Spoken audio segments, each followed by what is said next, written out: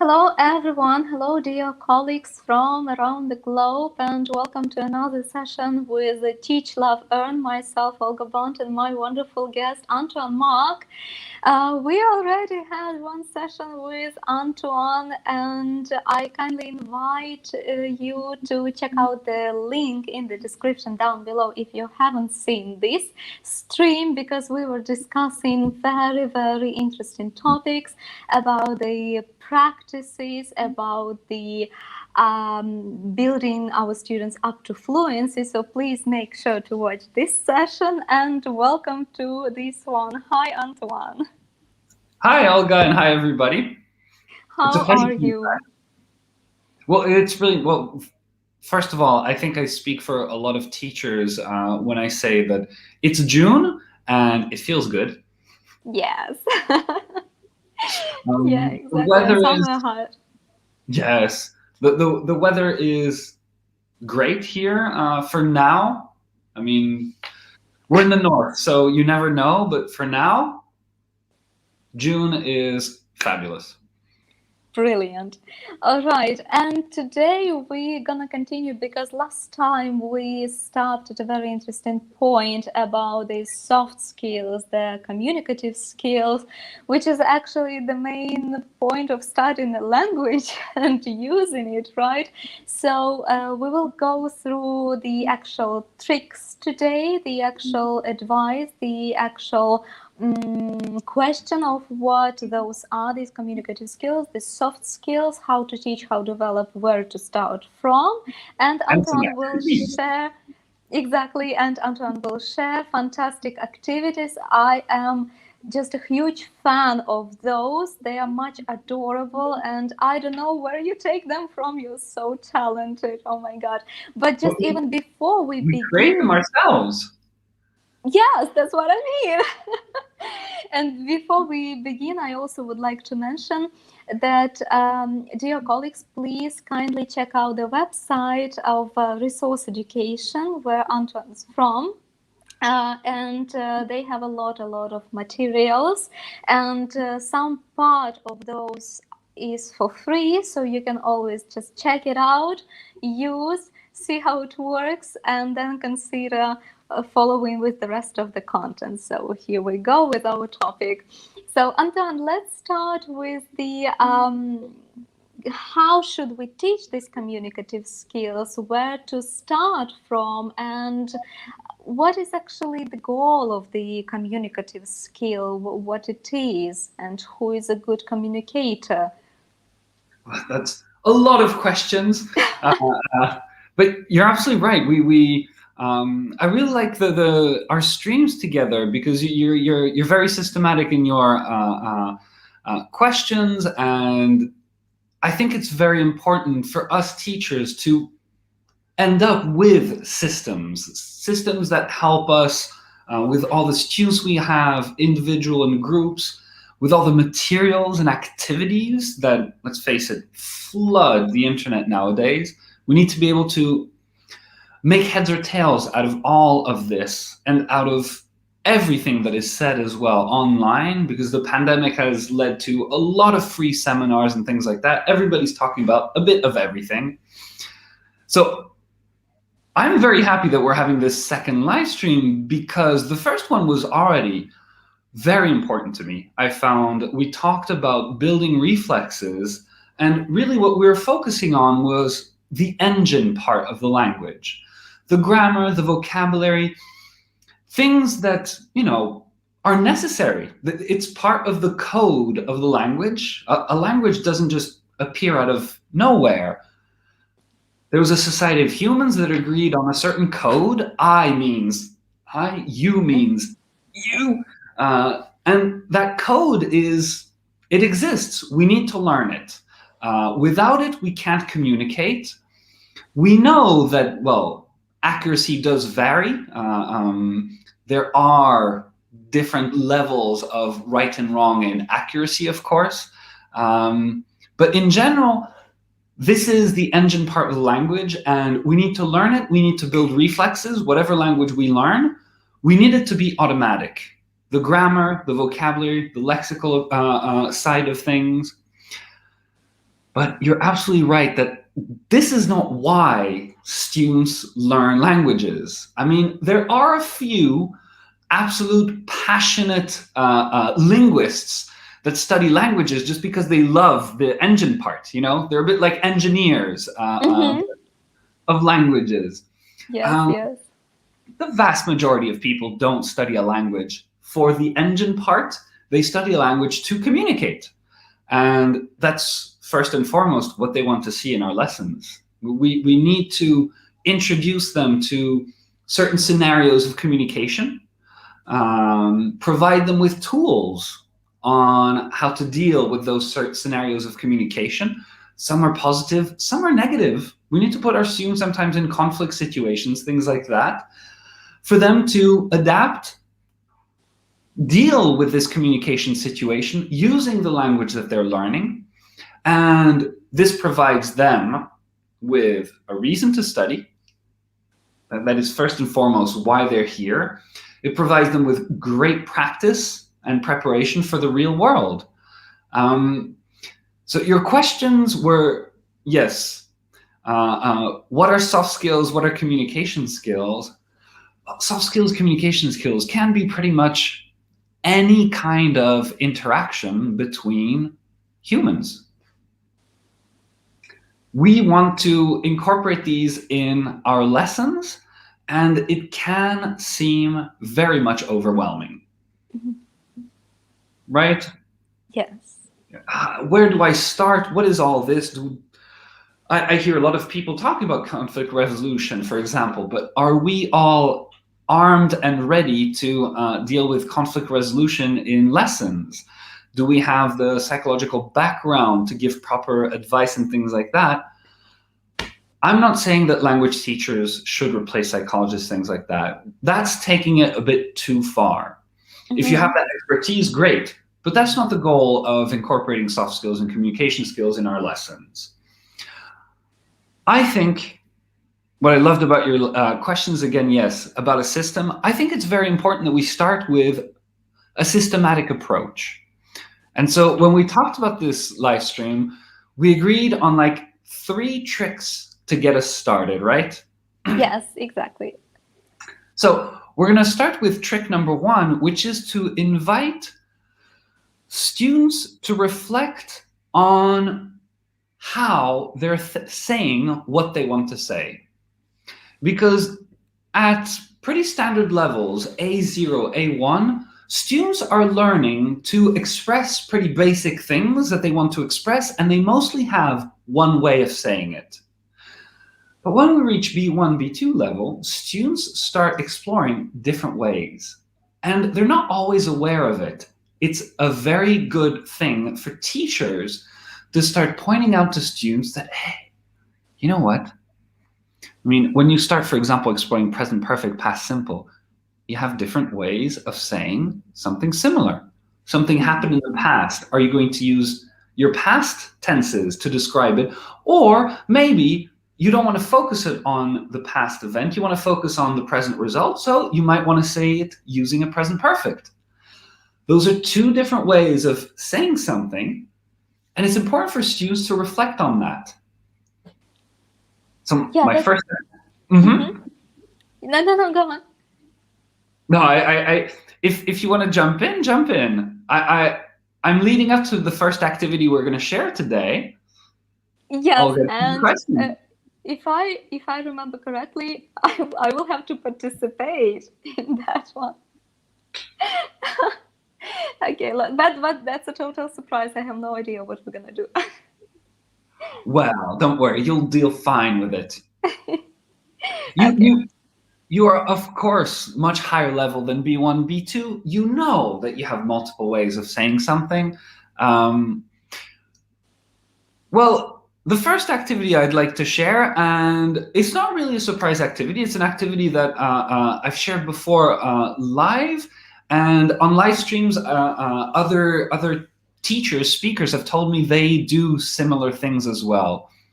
It's playing with similes and metaphors. Okay. You don't need any new vocabulary. Mm-hmm. students often, when you tell them you have more than one way of saying something, they start looking and thinking of more complex vocabulary they know, more complex grammar structures. Actually, start very simple with similes, okay? Similes and metaphors are just comparisons with some emotional picture. You know, if I want to say that something hurt me, I can say I was hurt. I can use adjectives to describe a feeling. I was, I don't know, annoyed, frustrated, vengeful, whatever. Or I can say, oh, it felt like I'd been stabbed in the back. Mm-hmm. Well, there's nothing especially very complex in what I just said. Students can come up with it on their own, but it's a new way of saying something that they want to say in a much more picturesque, much more emotional way. So I highly recommend incorporating simile activities in lessons, starting from B1, B2 level. It doesn't have to be very, very complex. And what you can start with simply doing is going for adjectives. So this standard structure for a basic simile with an adjective is, for example, Jerry is as strong as what? Different As a animals. Superman. Okay, Jerry is as strong as Superman. Mm-hmm. What about if you had to choose an animal? Jerry is as strong as A lion. a lion. A bear is probably A stronger. bear. It's a lot of fun, and students play with the different adjectives. Okay, Yulia was as hungry as. Hungry. What do you associate with hunger? Yeah, a shark. A shark. I was going to say wolf, but yes, we Yeah, have different ideas, and yet they all work. They all create some kind of picture in the mind of the other person that we're trying to bond with, communicate with, and we're expressing our feeling in a much more direct way, in a much more emotional way, in a way that makes people want to listen to us. yeah. And it boosts creativity as well, and just recalling everything what they have learned at the elementary levels as well, kind of recalling all of the animals or any kind of characters they may think of from comics or books or films or anywhere Yes. else. Well, so you will start with just basic animals, famous characters, things like that. And then you can start expanding towards, for example, what I said. Instead of saying I was hurt, it felt like I had been stabbed in the back. So Mm-hmm. at B1, B2 level, you start giving them not just a feeling, but maybe a situation. Okay. For example, Olga, I gave a speech, but I was booed. How did I feel? And the students start painting pictures like that. Okay, so Antoine was booed at his speech. How did he feel? And they start looking for similar situations. Okay, Mm-hmm. Mm-hmm. Antoine probably felt disappointed, maybe a little ashamed.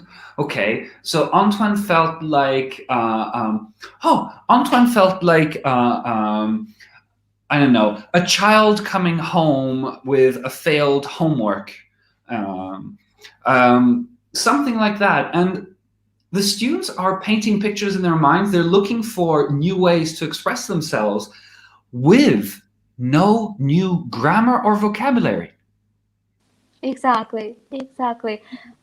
That sounds really, really nice and interesting, and I already imagine the students. So if that would be, for example, in a group, then we could split them into pairs, probably, right?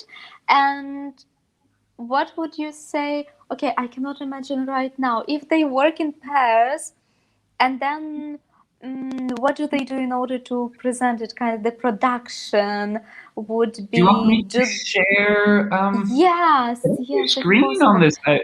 I don't remember Mm-hmm. StreamYard we can. Well, it doesn't. I don't need to share screen, especially as you said. We create a lot of materials like this, so we have an activity that is called "Guess What I'm Talking About," Okay. and Basically, so first we do the similes in a brainstorming session, just like we did together. And this is really basic classwork and brainstorming. But you're absolutely right that then we want to encourage students to do it on their own. So we have this game called Guess What I'm Talking About. On each card, there's a very specific situation. And so each student picks a card, and they cannot use the words that are on this card. They need to express what they're feeling, how they're feeling, using similes and metaphors, and the other students in the group need to guess what the situation is. And you have Oh my God, that has situations. to be a lot of fun. I imagine Uh-huh. it. Look, one of the cards is drinking cold water on a hot day. So, for example, uh, um, I felt like I was sliding down a waterfall on a small tropical island. You know, that kind of image that we have. I think it comes from Ushuaia shampoo commercials. I felt like I was in an Ushuaia shampoo commercial. I don't even know if that brand still exists. I remember those ads I of cannot always. think of this one. I think I missed it. I don't know this one. Well, anyways, so you see, you make students like that make similes, metaphors to describe the card, and the others need to guess. And I guess that it even promotes the creativity in such a way that those students who would usually typically say, "Oh, I cannot think of any example," or "I don't know what to say," kind of lacking the ideas probably, because sometimes it happens, right? Some Of people have course. good creativity, other people like, "I don't know, I know nothing." So I think this really eliminates such situations that they would feel lost and kind of not knowing what to say or what to do. It really, as we covered it last time, it really goes in the parallel exactly that you were explaining. They would stop thinking about the kind of lesson that they're supposed to use some particular words or some particular grammar structures or anything, but here only emotions go, and unconsciously they uh, reflect, yes, so this Yes. reflex works that they just produce everything what is in the head, even what they have forgotten they knew before. So it's just awesome, wonderful, You're right that wonderful. it fosters creativity, and you need to do the first time the students do, like, it's something new. It's something that, well, if they've never run across an activity like that before in their language lessons, it's going to be new and they're going to be a bit surprised. But that's the whole point of the brainstorming session. It is very important to do the brainstorming session. I typically take, for example, 6 to 9 feelings first that we're going to brainstorm similes for together before going into this speaking activity. Okay, I get it. Brilliant. Thank you. Definitely Antoine, have lots of fun. as you mentioned that this would probably go with B1, B2, right? So quite confident we can use this activity. So I cannot help asking, of course, what to do with A1, A2. Well, actually, the very basic brainstorming part, I highly recommend. I've done it with A1, A2 level students. It's lots of fun. Once your A1 level students have passed a certain number of character or feeling adjectives and a certain number of animals, absolutely, they can absolutely Why do the not? brainstorming session. It's lots of fun. They really get into it. And it really serves as a great motivator for the students because they feel that I'm heading somewhere. I'm not just learning, again, as we said at the beginning, I'm not just learning the engine of the language. This teacher I need to stay with this teacher. This teacher is taking me somewhere. Right, it's so well said. Agree, totally agree, totally. And how would you explain who is a good communicator then? So that we just keep it in mind when we are taking our students there, right? So when we are leading them. So what would be a good communicator? Something that we should know. Well, I think It's a good question, because I think a good communicator is one of those things that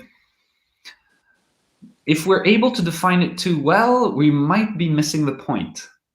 Mm-hmm. Why am I answering in this way? Because the first activity we saw, and I specifically said, what we want to do is stress in the mind of the student that they have more than one way of saying something. That is a very important conscious part of being a good communicator. You have to be aware of the fact that, hey, there are different ways of carrying across your message. Mm-hmm. Now, next step of being a good communicator is actually wondering why that matters. Why does it matter that I have different ways of saying something? I will always remember some epic sessions with, young businessmen, or specifically IT people as well, that had just all of a sudden been thrown into the multinational level of their industry, and who just didn't understand why all of a sudden the way they were behaving, the way they were communicating, might offend or create problems with people from different cultures. Why is that? Why is that? Well, that they were actually that close to finding the answer. So step one, there are different ways of communicating what you want to communicate. Why does it matter? Because actually you don't matter. Your message doesn't matter. The world, the universe, does not care that you have something to say. It is up to you to convince the people you want to hear your message that they should hear your message. So we have different ways of saying something, specifically because we should be able to pick one, not based on what we want, but based on the people we're talking to. And that, I would say, is the next step. Trick 2 and activity 2 that I'm going to share today. The next step of opening up our students to being good communicators is basically there is no perfect communicator. You can't just attain, okay, I have become a perfect communicator. It is done. I know everything.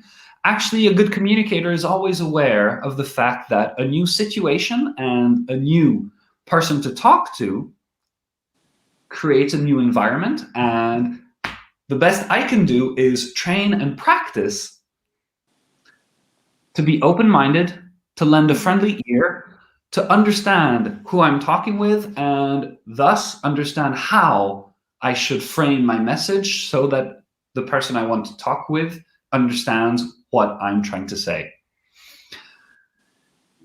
It sounded a bit twisted, but I think we're going to see an activity that is really going to help But I just wanted to illustrate add, this. exactly, I so much agree with you, because being a teacher for several years already, kind of 10 plus years, I was always, now I'm speaking mostly about myself, but I think I'm not the only one who would concentrate kind of teaching our students to say something in English, kind of the idea, but more of the actual grammar form and lexical form, kind of which words to use to communicate the idea.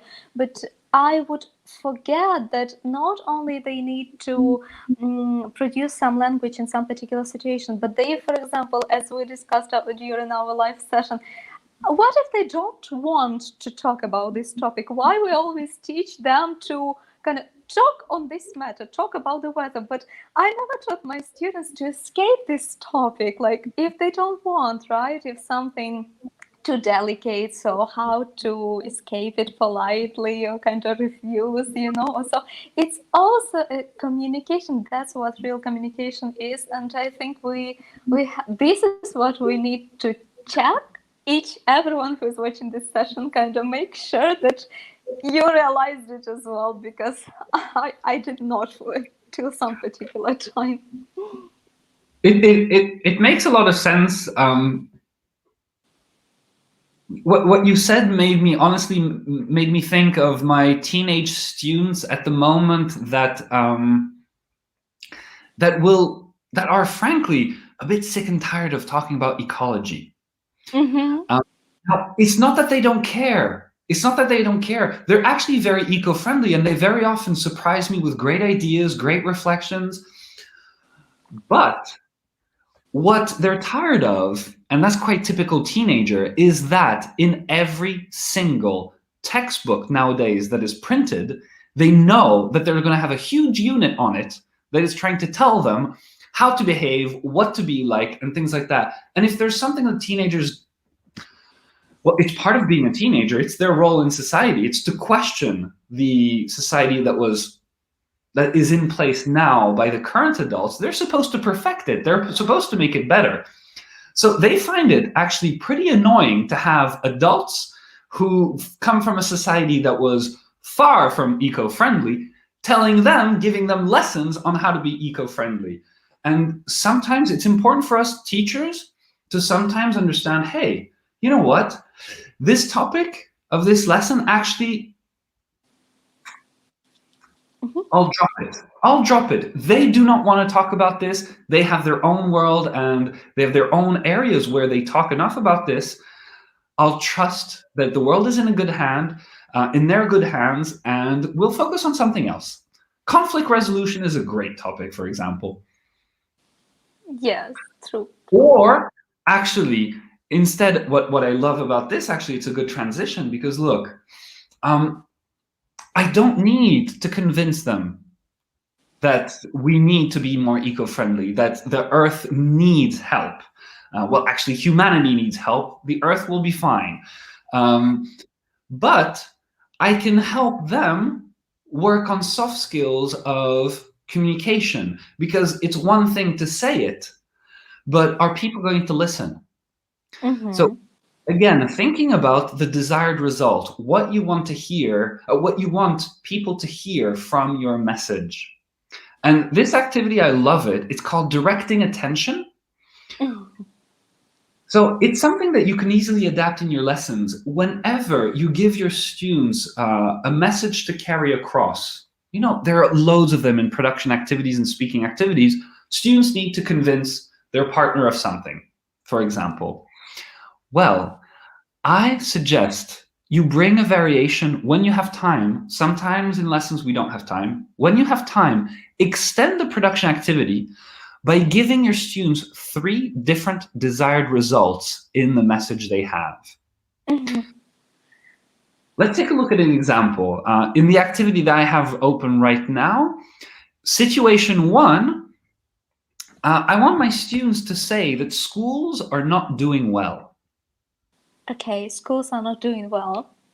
That's the general message of the mini speech that they're going to give to their partner.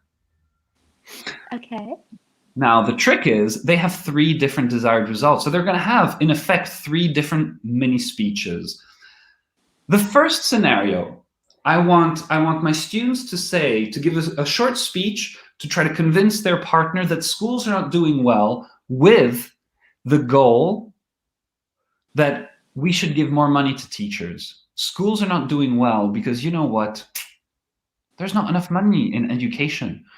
Poor teachers are struggling. I mean, do you want a teacher at your school spending 8 to 10 hours a day with your kids thinking about whether they can afford this or that for their own kids? You probably don't, etc. So you see what I mean? They're going to say that schools are not doing well, yes, but their message is going to be a certain Absolutely. direction. It would totally change the actual mood of just simply complaining that schools are not doing well. So true. Oh my God. Now, same thing. Say schools are not doing well, but this time, bear in mind that your desired result is that people want to get rid of the current Minister of Education. Okay.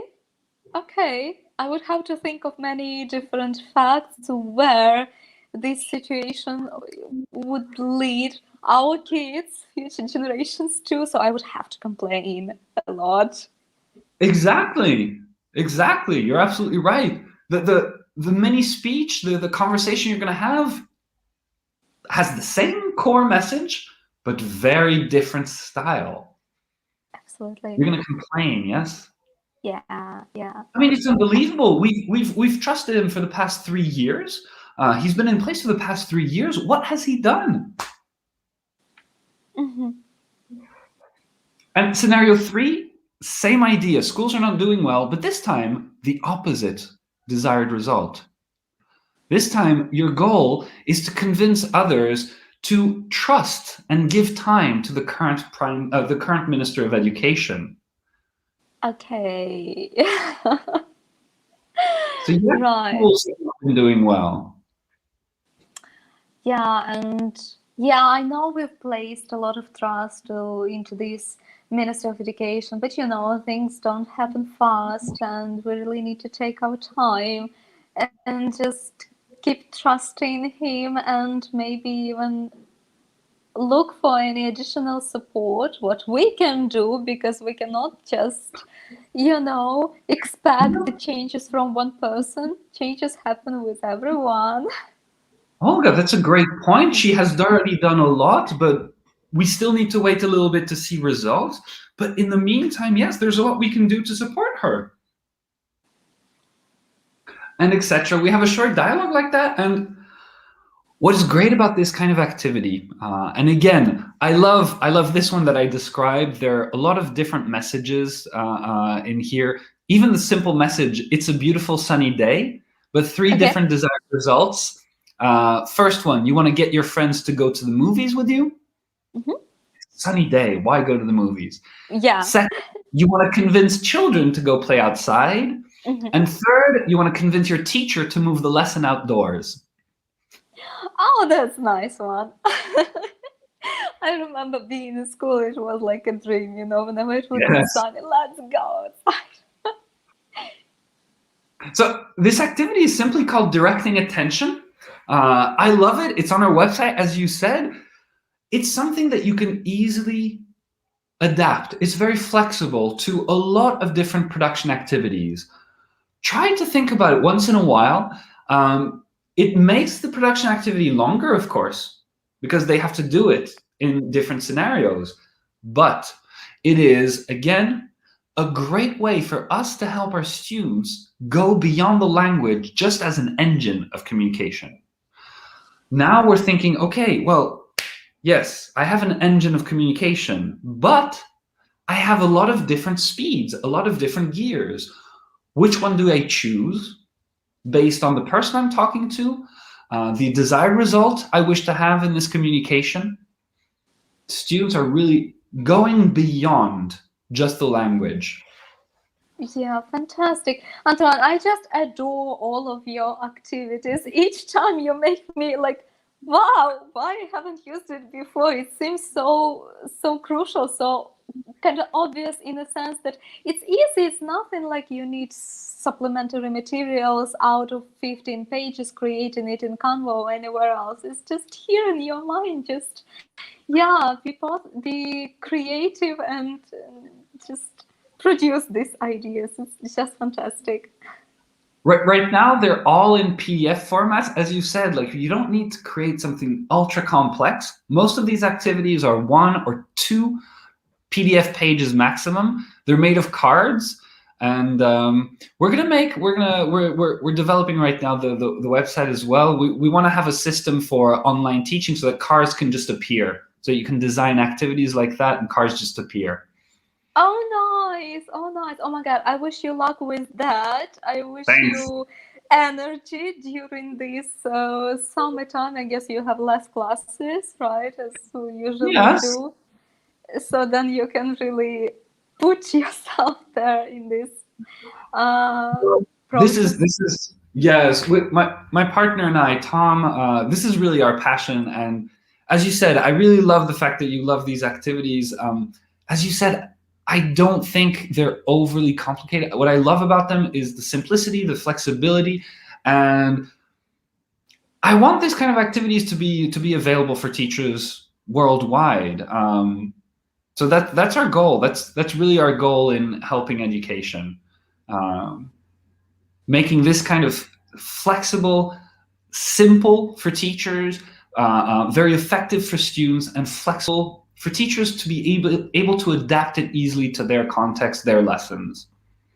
Yes, exactly. And thank you for sharing everything here. I mean, part of it, obviously, but thank you so much for sharing this. And as we mentioned that we have to prepare our students for the actual future life. It's not only that they come to our lesson in order to learn some grammar structure or some lexical form today and just even with the nice, interesting, fun activity which will just make the lesson fly. But we always have to keep in mind, so in the future, right, how it will Yes. help them in the future. So Antoine, could you please comment? So, what are exact thoughts that we have to keep in mind in order to, while choosing the activities, while creating our own activities, kind of thinking of any ideas? What is this future life and how to combine it with this communication skill, soft skill, and most importantly, with the traditional teaching which we all have to do, especially if we work for kind of state institutions. So in this scenario, It's a very good question, because I think most of us most of us started teaching as a vocation. There's something we want to change. There's something we want to give the world. And I made the mistake. I'll be very honest. I made the mistake at the beginning of being a bit too focused on that. Well, I mentioned ecology today, for example. I'm actually originally an engineer in renewable energies, so it's a passion of mine. And when I started teaching English, I would talk about it all the time. I really felt it was important. It was part of me. I had to participate in spreading the word, spreading awareness, blah blah blah blah blah. And then I kind of calmed down, realizing that, hey, you know what? Let's first concentrate on your job, because people are actually coming to you for you to teach them English and effective communication. So let's focus on that. And I became a little less, I noticed as well, it helps because I became less moralizing. There are, less elements of that, of the teacher spreading their knowledge, their morals. This is how I see the world. And yet there are still values that we kind of want to communicate, right? We're teachers. I mean, we love the world, we love people, we love communication. And we do believe that togetherness is the solution. The better humanity communicates, the better things will be for everyone involved. The more things are hidden, the more it serves the top people. So when I think of soft skills, when I think of communication skills, I do want to help. I do want to help vector some kind of values like these, some things to help my students to get ready for the future, as you said. And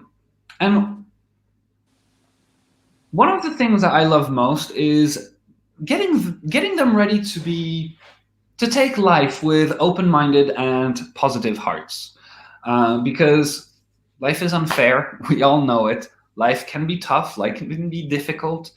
But a bit like what we said about language and communication, first we took the similes, focused on us. How many different ways can I say something? And then we turned it around. Said, why focus on us? Focus on the world around, and help the world around let you choose which path forward.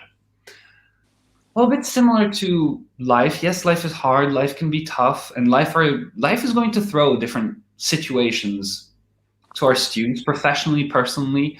But maybe we can help through English learning, through English lessons. We can help our students develop a more, the glass is half full attitude rather than the glass is half empty. So for this, I have regular speaking activities in my lessons. They're called sugarcoating. And it's very simple. It provides students with great speaking opportunities. They're really going to play with the language. They're going to have lots of fun. It's very engaging.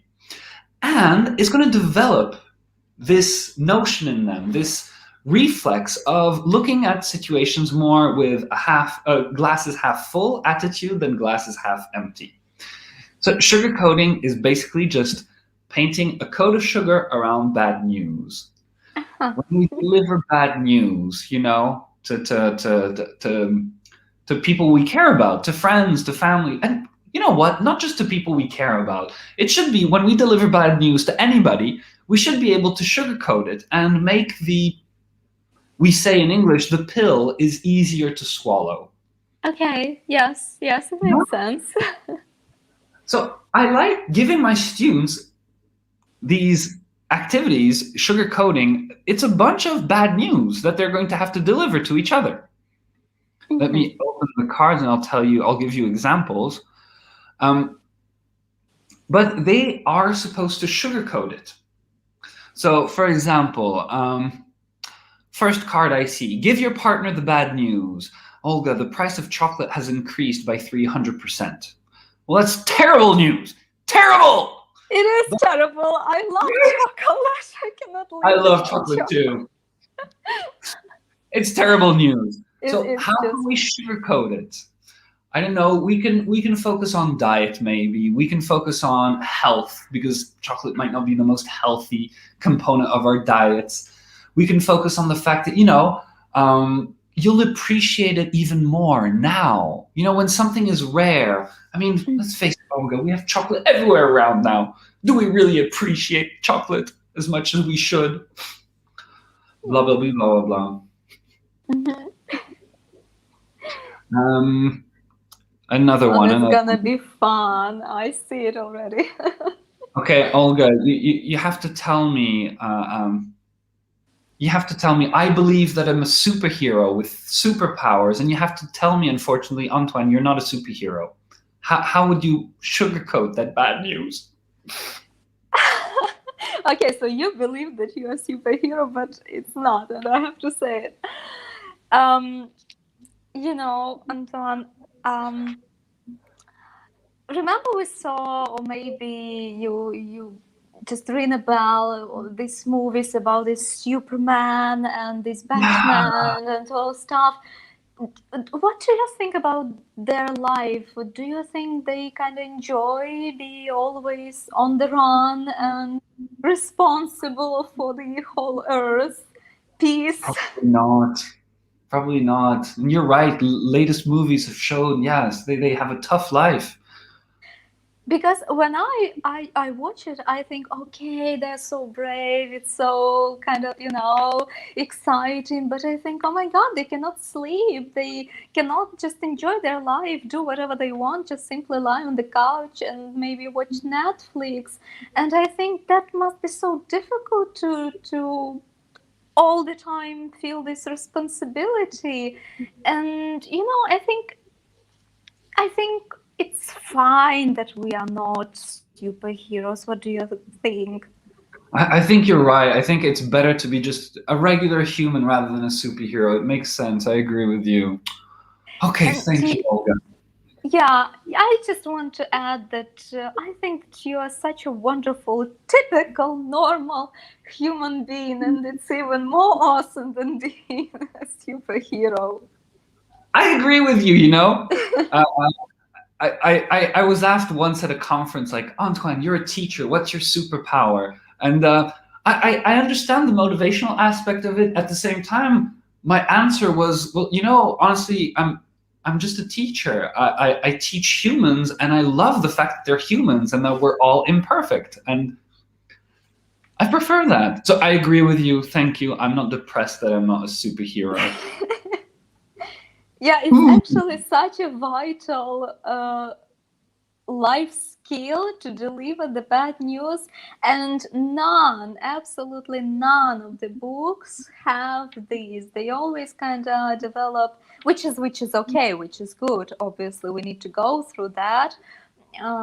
in order to learn a language, but just go through the daily situations, kind of the dialogues. How are you? Would you like coffee or anything like that? But there is nothing like tell someone bad news, right? So why Exactly. we have to avoid it if it does exist in everyday life? Boom, sorry. I agree. We should definitely not avoid these kind of things, and we just have to take it with a positive spin.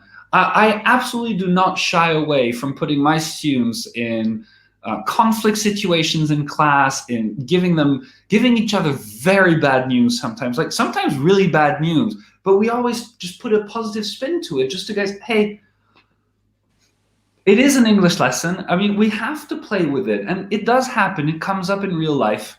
Um, we don't have to be completely depressed about it. We can play with it and have fun with it. Mm-hmm. I like this one. I just saw a card. Olga, you have to tell me that, I just published a book. It's online and everything, and people are talking about it. But unfortunately, they're talking about it because J.K. Rowling just left a horrible, horrible comment on my book. She just completely destroyed it. So how can you give me that news? How can you tell me? I don't Okay, so know. you haven't seen the comment and you don't know that she's not happy with. I've Oh, just published my book. That's all. Anton, I have wonderful news and a little bit sad one, but the other one is wonderful. Which one should I start with? Well, let's start with the small unfortunate news. Yeah, so there are some reviewers, if I can call them. This is what you call people, right? Yeah. So who review the books, reviewers.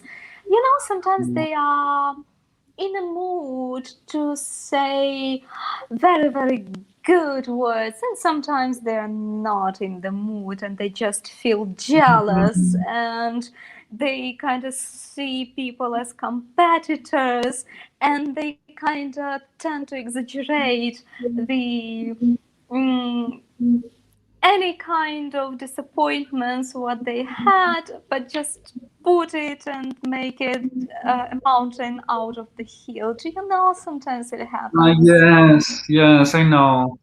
So the thing is that this lady, this J.K. Rowling. Oh, So J.K. Rowling.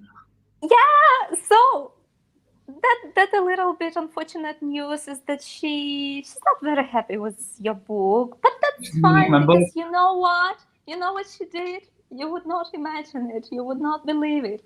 She has posted a comment, her review about your book, and now your book is so popular. There are thousands of viewers. People are commenting, people liking, even disliking, but that's okay. You're becoming popular. Look at that.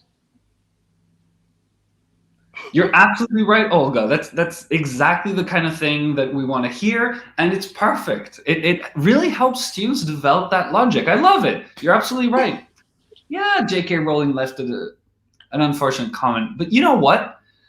It's better to have one bad comment from J.K. Rowling on your website than 100 good comments from people that unfortunately nobody knows. That one bad comment from J.K. Rowling, a lot of people are going to talk about my book. Yay! Oh my god, yeah, oh my god, this is so much fun. Thank you for sharing this activity. I think it's kind of endless source of the ideas. We can always create so many situations and it's just And infinite number. while we were doing our live stream, I already thought of 2, 3 more activities of ours that I could share with you today. But I agree, too much is too much. We need to take things step by step. I don't want to drown, Yeah. people Well, with I have new then in this activities. case, I have to comment that, dear colleagues, please, again, I invite you to check out Resource Education website because if you go, they have just fantastic filters. I have to um, I have to say a word about it, and I have to tell you bravo and a huge thank you for these filters, because it makes the life so much easier, and you can find whatever you need so fast. So it's just a huge remark here.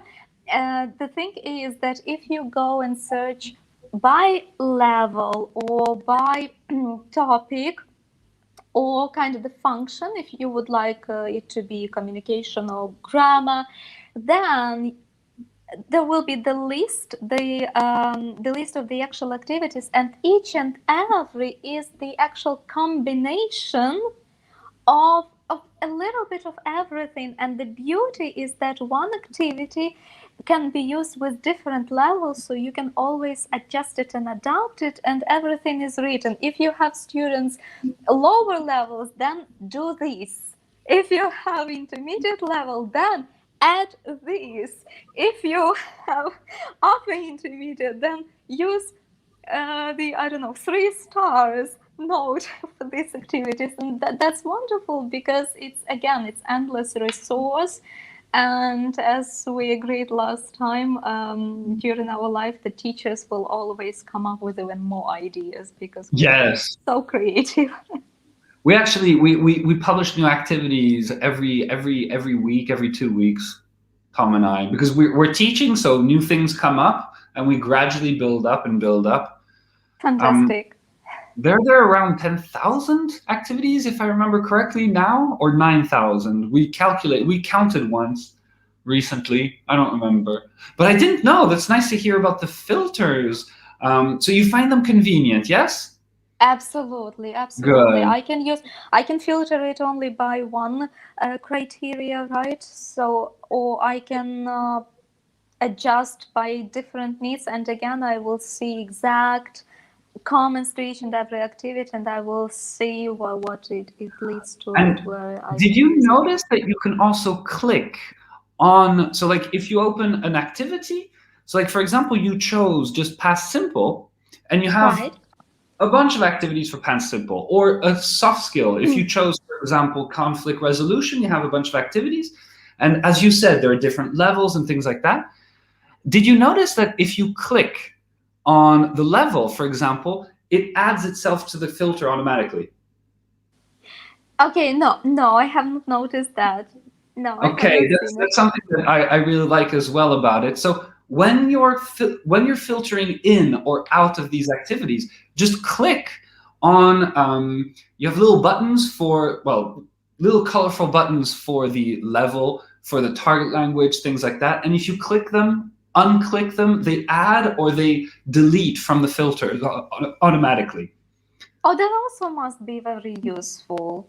I mean, I like and easy to use, right? Oh, that sounds nice. Very nice. Okay.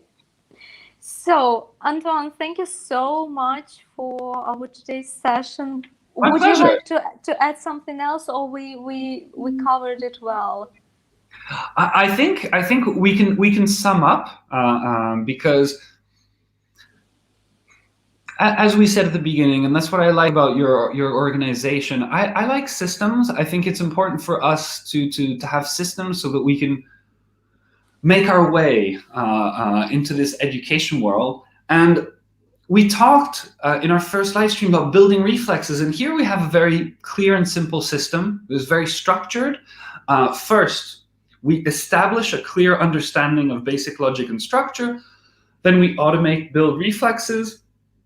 Then we test and develop fluency. It's easy to have a system for that because that's the engine, the hard part of the language. For soft skills, it's a bit more complex, but what we talked about today, for any teacher struggling, thinking right now, pondering things about soft skills, how to develop, how to start incrementing them and implementing them in their lessons, I highly recommend this 3-step approach. You first start by challenging your students to think a bit about different ways of saying the same thing. So there was that simile activity where it's pretty simple, just based on feelings, situations. Students start thinking about different ways of saying, I'm hungry, he's angry, she's excited, why, how, da da da. So first step, different ways of saying something relatively simple. Then you invite students to think about, well, what's the point of having different ways? It's not about you, it's about them. It's about the people that you want to convince, that you want to talk to. So then you have this activity, directing attention.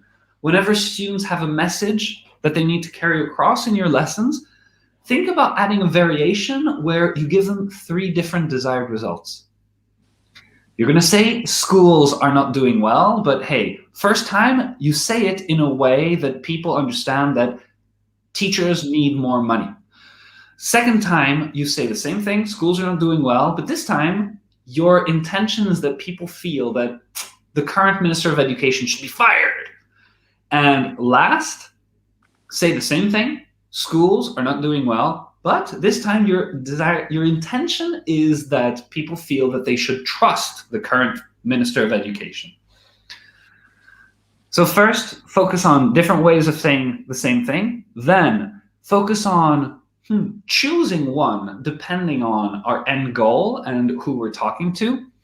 And last, as you said, a good value, a good value that we can gradually develop in our lessons, because it comes up a lot in speaking activities, sugarcoating bad news, which will help them gradually develop a more glass is half full attitude rather than glass is half empty.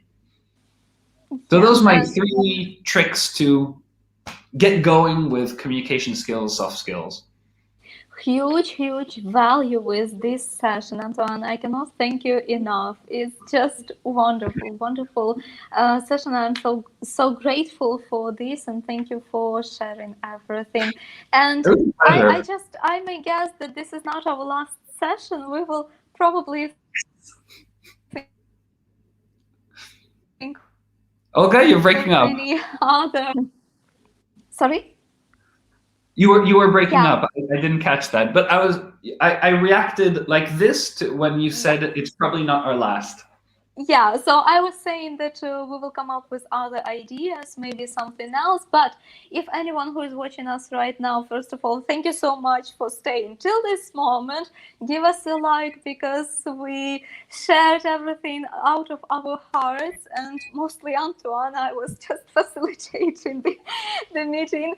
And yeah, if you would have any questions, you are very welcome to leave a comment down below. If you have any ideas which you would like us to bring into our next sessions, also please let us know. And you're very welcome to subscribe, of course, and check out the Resource Education YouTube channel as well, because Antoine and Tom are sharing a lot of materials and activities and situations. They're just showing how to do those activities. So make sure to check those out as well, and hope to see you everyone in our next sessions, in my next lives, because they are on weekly basis. They are happening. And yeah, Antoine, thank you. Thank you. You're so nice and well mannered. Did you notice that you said it this way? You invited people are welcome to subscribe to your channel, and it's very well mannered, because every time I see professional bloggers, things like that, they're very forward about it. It's like, hey, subscribe to my channel right now. Do it. No. Language teachers, you're welcome to subscribe to Olga's channel. I highly recommend it. Oh, thank you so much. Thank you, Anton, for all the kind words and even noticing it, because, it just came out of me without kind of any intention. So, yeah, it's so kind of good communicators, actually. All right. So thank you, everyone. Wishing you a very good rest of the day, whatever it is for you, evening, morning, afternoon. And to everyone, very pleasant summer, no matter how long your holidays are, but just enjoy whatever the season you are in, and if you will be watching it some months later. So just have a good day, have a good evening, and see you in our next lives, guys. Bye. Absolutely. Goodbye, everybody.